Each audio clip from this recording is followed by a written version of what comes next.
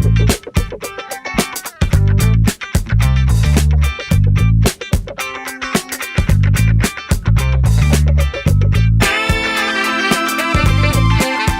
fascination from watching robots do work, perform complicated surgical procedures on humans is marveling. It sometimes seems incomprehensible how they work, as some see it as modern-day miracle. Hello and thanks for watching Trace TEC, your high-tech rendezvous on CRTV News. In today's edition, we take you to discover the wonders of robots in our everyday life. We will be right back after the break. The field of robotics is fast growing. Robots can now perform complicated movements with a lot of finesse. Most robots today are used to do repetitive actions or jobs considered too dangerous for humans. Robotics has greatly transformed the lives of many, especially amputees who have it as walking or movement aid. Gladys Asu visited a robotics center in Yaoundé and put together the following report.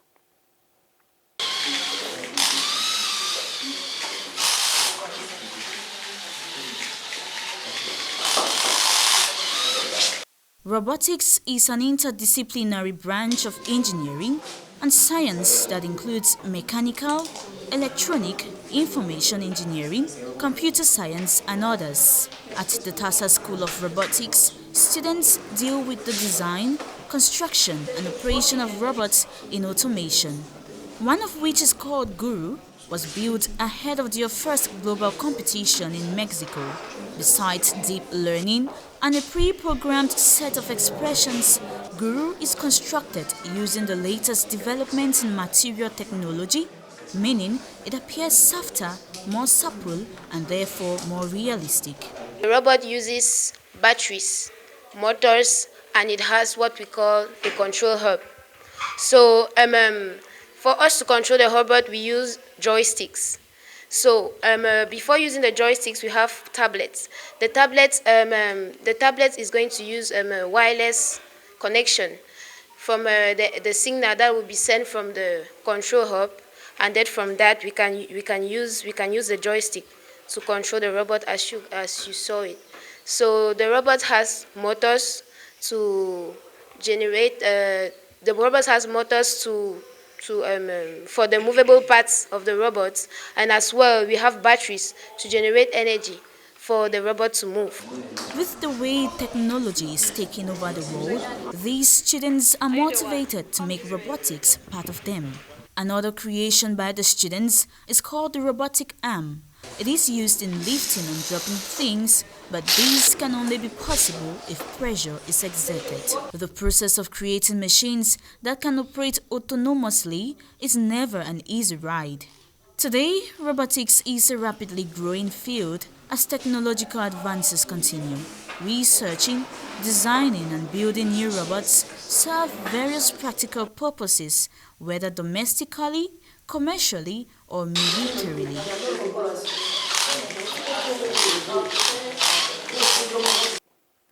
In our Global Tech News today, we take you through the US, China, and India.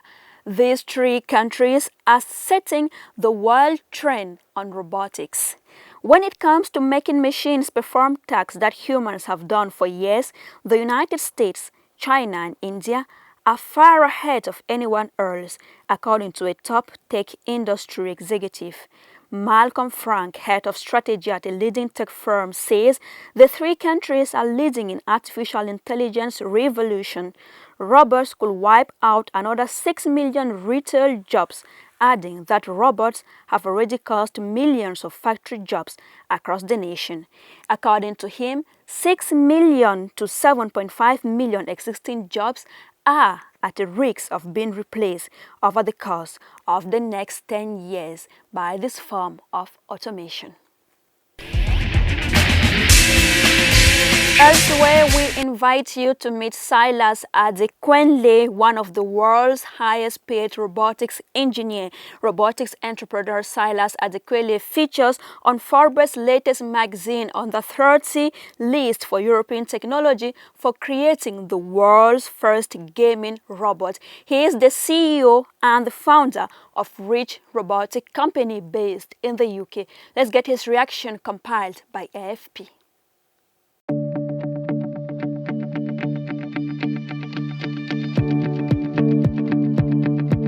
The main product that we've got at the moment, one of them is called Mechamon. So it's an entertainment platform. It's an experience in itself where we're combining robotics, augmented reality and video gaming to basically give you a video game character in real life.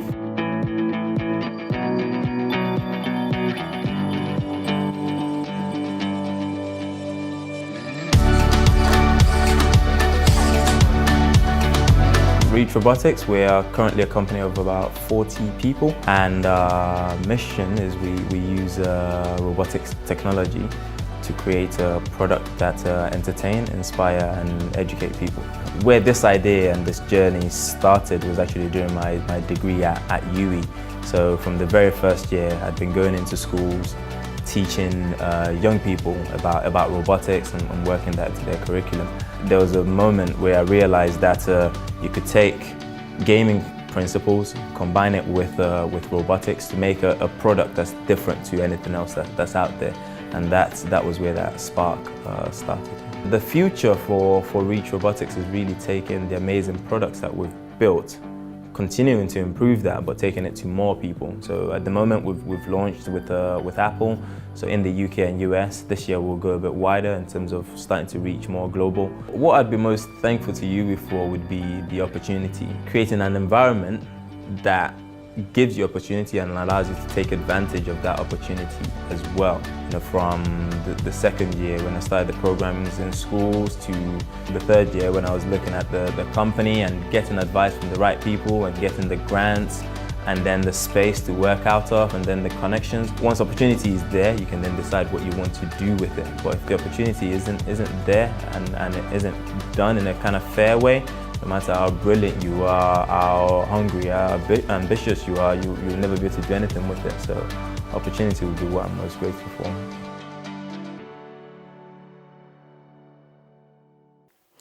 Still in our global tech news, we get to meet Sophia, the only robot who smiles, laughs and frowns just like human beings. What Sophia does is semblance to translating human emotions. He was created or developed by Hanson in 2012. Let's get Sophia's reaction.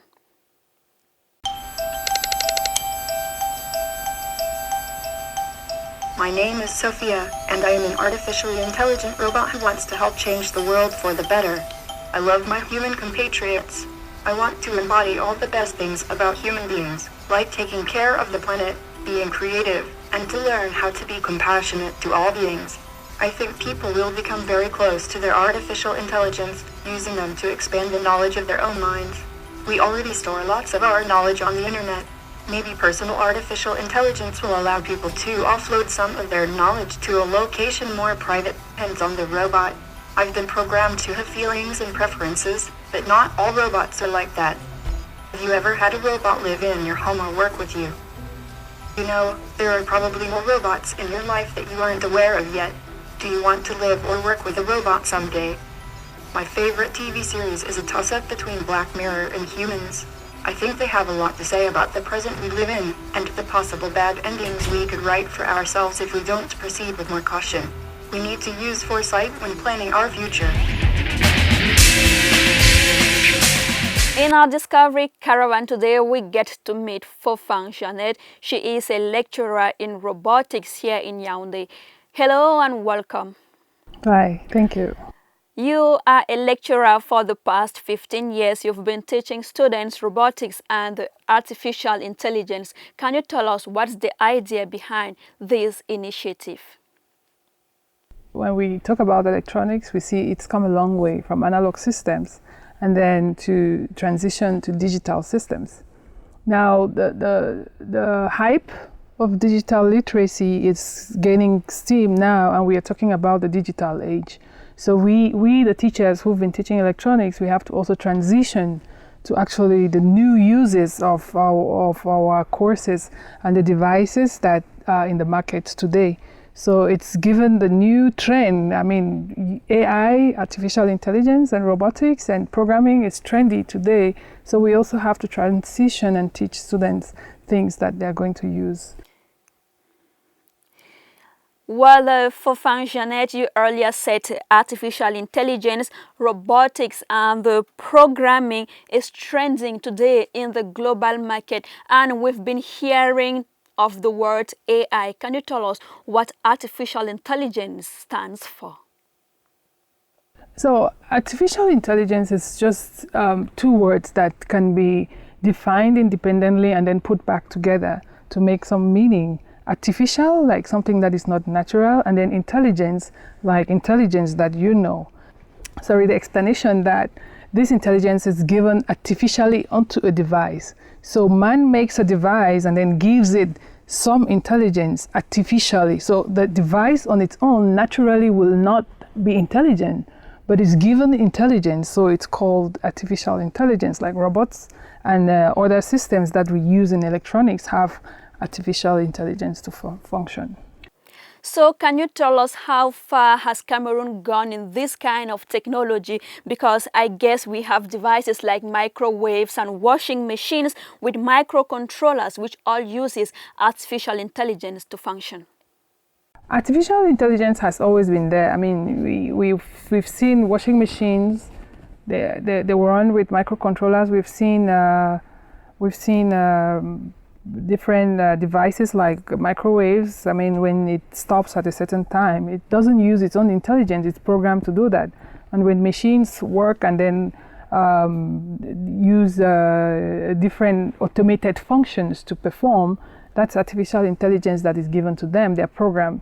But then the big thing now about artificial intelligence looking like it's all brand new is the fact that it's used every day on everyday devices. For example, like on your phone, you have automated information that comes, and then we have other systems that are being populated with data and big data that is now being used. Artificial intelligence is used to do more complex things, and I think Cameroon is also trying to register itself in these domains with some of the initiatives we do. It's true, when we look at the whole world, many countries that are developed are far advanced. We have China. I think China is on the lead for AI. It's being taught even to children at very young ages. Well, thanks very much, Mrs. Fofang Jeannette, for granting us the interview. I'm humbled. Thank you. It's here that we drop the curtains on this edition of the program. Take the rendezvous, take the appointment next week as we bring to you more developments on ICTs. You can equally send in your contributions, your comments and proposals on our Facebook and Twitter accounts. The hashtag is TryStacy. Until then, stay glued to programs on CRTV News.